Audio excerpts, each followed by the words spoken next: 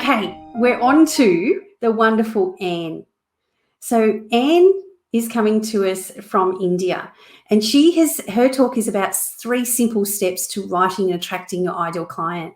Now, I want you to think of this. It's also about creating your own story and how stories can really help you with creating a balance in your life as well. So Anne is a doctor turned writer, as I said, from India. She is a story writer and a poet who teaches entrepreneurs to dig into their soul of their business themselves and write about their experiences to draw to them their ideal clients. She runs a 2-month program called Write the Real You, and her book of short stories is in the process of being published. Well, wonderful to see Anne here today. Anne, thank you so much for joining us. Thank you for having me. Thank you, Kathy. You're so welcome. You're loud and clear. I'm going to leave you to do your amazing presentation. Thank you. Thank you.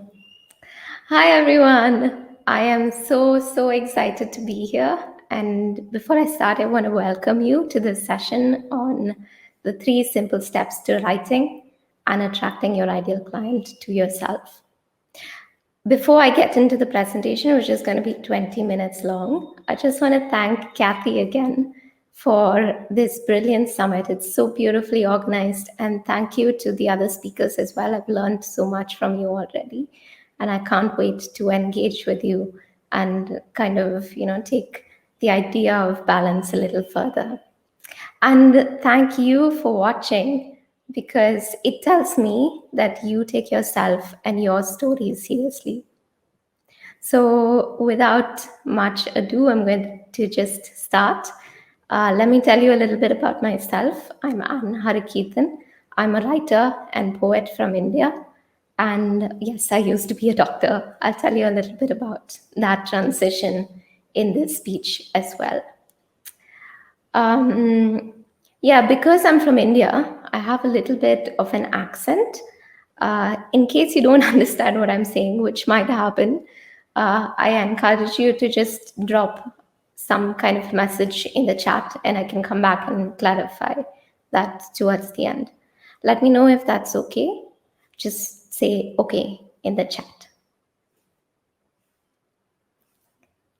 Now, this session is all about stories. So to explain what I'm saying to you, I'm going to use a few examples from my own life.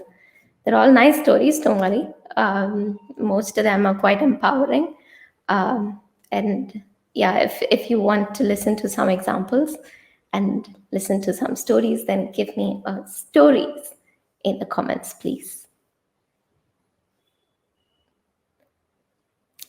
Fantastic. Now, finally, after this talk is over, I'm going to tell you a little bit about how we can keep in touch. And the reason is because I love to see how people implement what I have taught them and to see how they're using it in their business. So if you're okay with me sharing how we can keep in touch, do let me know in the comments. Again, you can say, okay. Great. So this talk is going to be all about the 3 simple steps to writing and attracting your ideal client to yourself. So I just want to know how many of you want your ideal client to come to you rather than the other way around. Give me a me in the comments if you want that. And how many of you want to find a means of marketing that is both extremely effective and at the same time very therapeutic?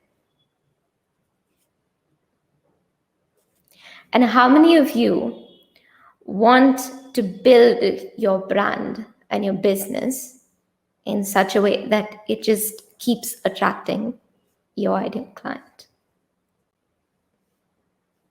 Fantastic. So basically, the way to do this is through stories. Yeah. So before I get into the 3 simple steps, I'm going to explain why stories work and hopefully convince you to use stories. So the main reason why stories work are One, it stops people in their tracks and gets them to pay attention to you. And if you have a business or if you have a message to the world, then you definitely need these stories. Yeah. So I'm going to give you an example from my life. Around 4 to 5 years back, I was working as a doctor. And during that time, I would go to church in the morning after, just a second. Okay, great. Yeah, so I used to go to church in the mornings and I would listen to the pastor speak. But, when he's speaking, I would just completely zone out. And the reason was because I was so tired from the previous day, and because I was so busy and preoccupied, and the church was so quiet, and the pastor's voice was so monotonous that I would just completely zone out. Now, the thing is that actually, this is exactly how your ideal client is on whatever platform you're using as well. Yeah.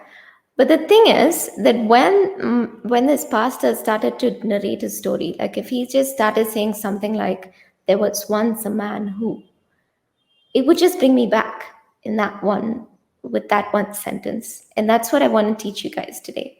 Yeah. And this is the reason why we're going to be using stories. So imagine your ideal client, right? They're scrolling through social media or whatever platform you're using to advertise and to get clients to come to you. And they're scrolling and they're so busy. They're not really going to stop and pay attention because they're like, well, this is just too wordy. But then they see something which is the promise of a story. Like, for example, this is what happened 5 years back when I tried this. They'll stop because they want to know the answer to the premise that you've just put out there. That's a hook, and they're hooked and they want to know what's going on. Yeah. So that's what stories can do. They can stop you in your tracks and get people to pay attention. And this, like I said before, is extremely important. The second reason is because stories are most easy to remember. So every other form doesn't come anywhere close to stories. Stories are so amazing. So again, let me give you some examples. I just want to say that,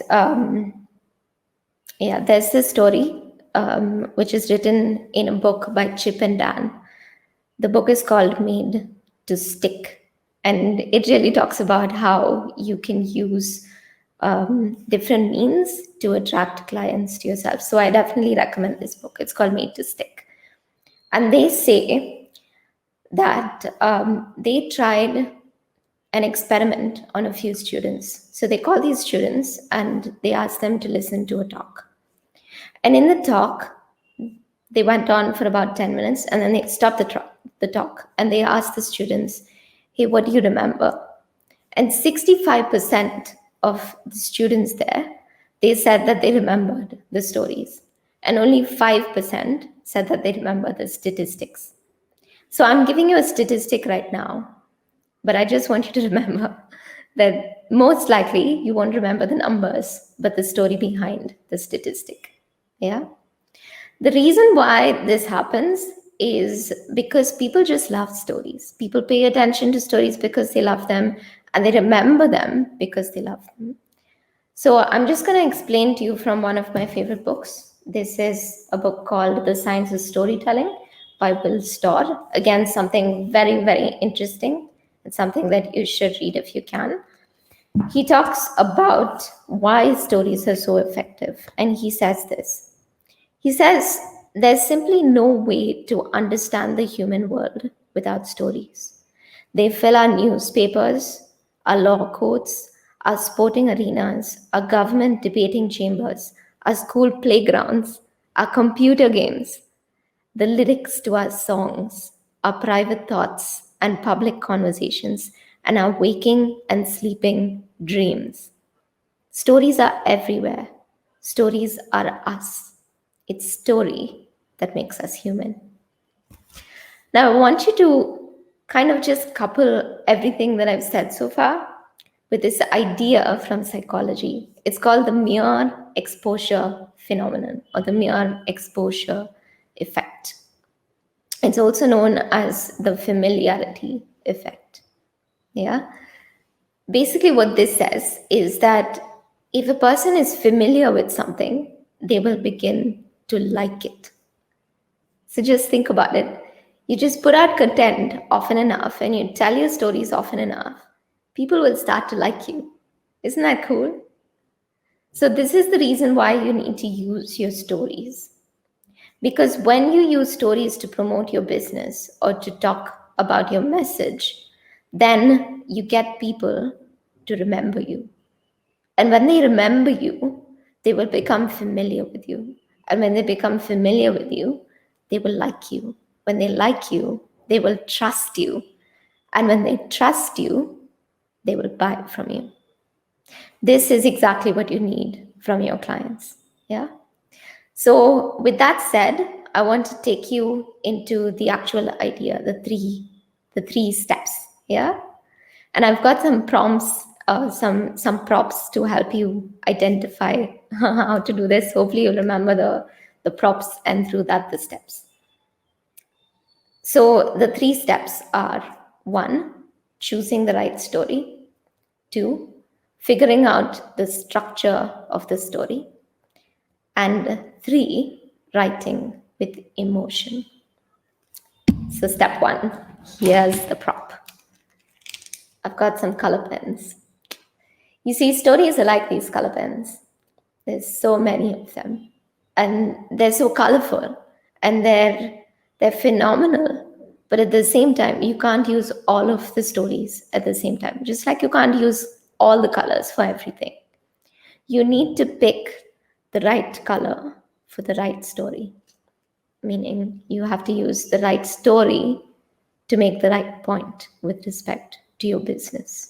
Yeah, so pick the right story. Now, I'm going to give you an example, and then later on, when I expand on it and talk about the other steps, I'll explain it a little bit more.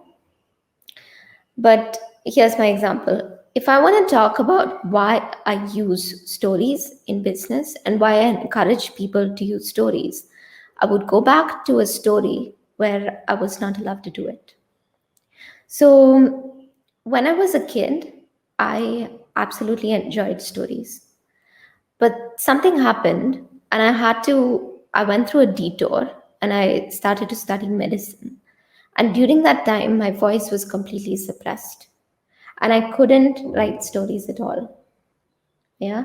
And that feeling of not being able to express myself through stories, that's what prompts me now to teach people to tell their stories. So, more on this story in some time. Yeah. Just wait for it. The second thing is finding the right structure. Now, today I'm going to explain to you a really simple structure using this coffee pot. This is a stuffed top coffee pot, and using it, I'm going to explain how you can write stories. So, the story that we're going to use is called The Hero's Journey. Yeah. And the hero's journey has three components, just like this pot. There's the place where the water goes in.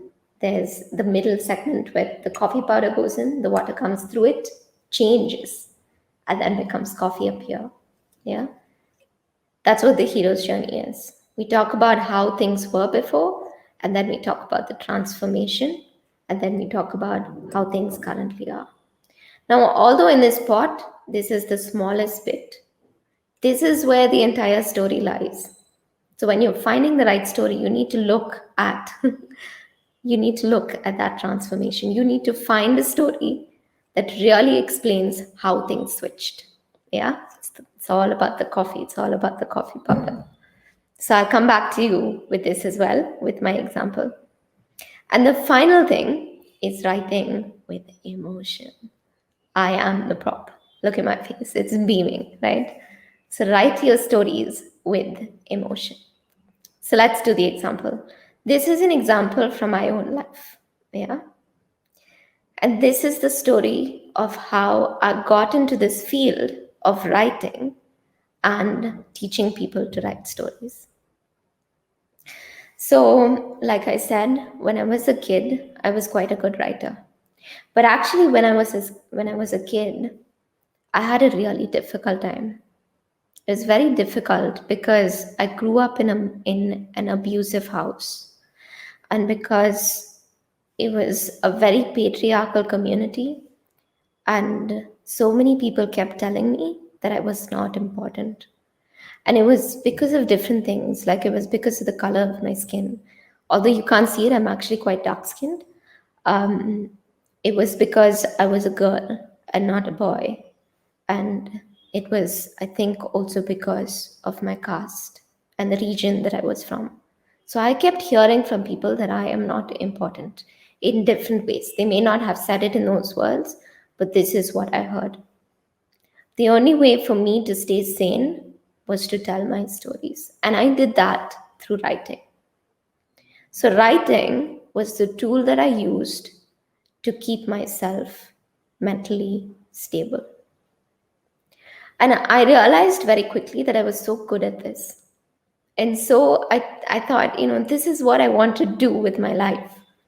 And then I went to my parents and I told them, hey, listen, I really want to become a writer.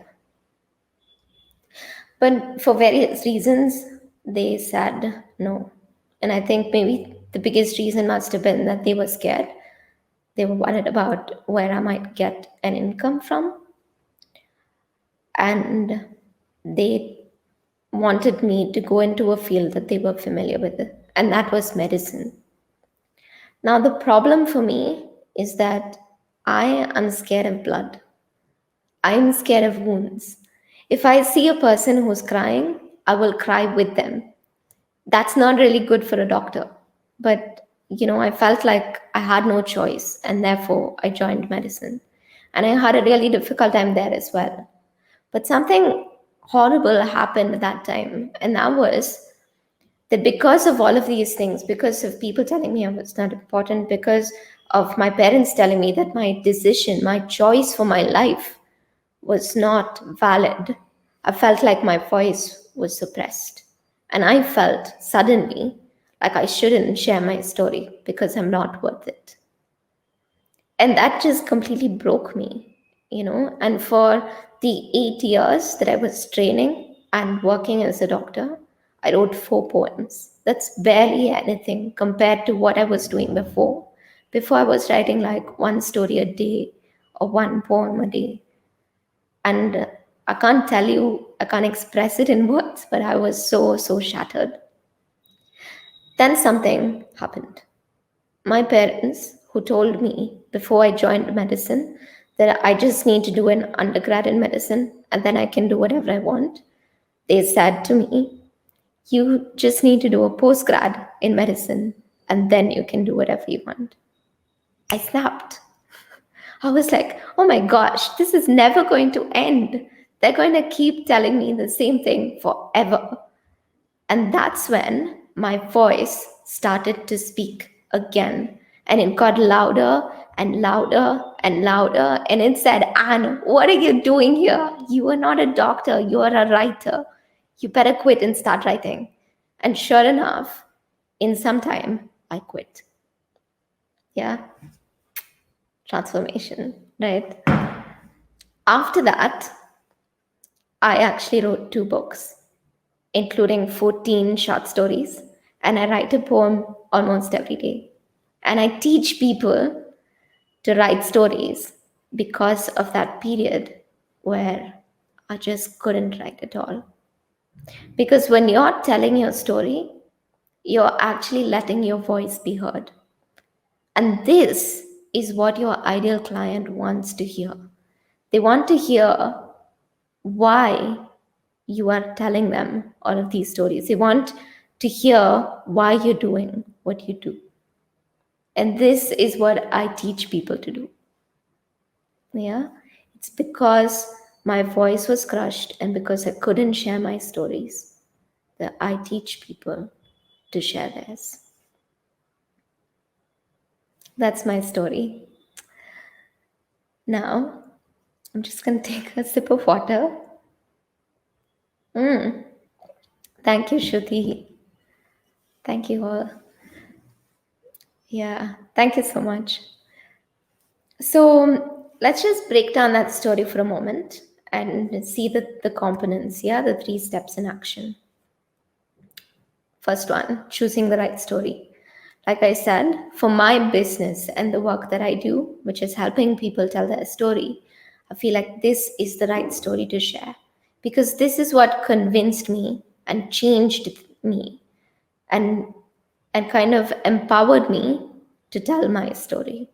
Yeah, choose the right story. Number 2, figure out the structure of the story. So like I said, we used the hero's journey, the coffee story. So where I was, like the water, ordinary, I thought that I was not important. And then things happened. I struggled, but things happened and I realized the truth. I transformed. And then I shared what I do now. So I would encourage you to try the same structure for yourself and see what happens because it's received really, really well. And the final step was writing or sharing with emotion. Now, the reason why you connected with the story is because there are parts of the story that you probably related with. And the reason why you related with them is because of the emotion behind it. Now, in order to share this story with emotion, I went back to where I was. I relived that emotion. Because you see, when you're reliving something or when you're living something, your mind will automatically give you the right words.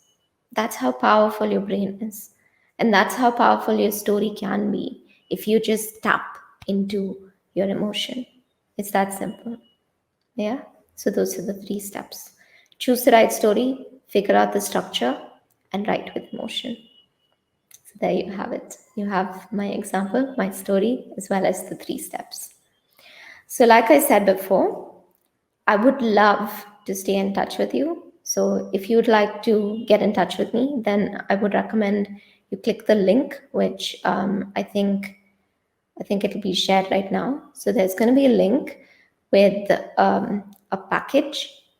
The package will contain a PDF, and in that PDF, there are a few more steps on how you can use this. So it's the 3 steps, but it's broken down a little bit more so that it's very easy, and it's just 1 page, the main document, and you can just print it out and use it for any story that you want to use, and it should work so beautifully. It will also give you a little bit of information on how to stay in touch with me. So definitely reach out to me on different platforms. I would love to hear your story and to see how you're using these steps. I hope this has been helpful, and it's been an absolute pleasure to share this with you. And don't forget, there's a link below. Hi, Kelly. Hi, thank you, Anne. So inspirational, your story. I mean, it's a brave thing to go against the people around you and the patriarchy, as you said. And thank you. Those tips are just amazing. We've got fabulous Anne. I have put the links in the chat and also on YouTube because we're also streaming on YouTube. Everyone, check out Anne's free gift today. Thank you so much, Anne. It's been so lovely seeing you. I'm going to introduce our next speaker. Lovely to see you.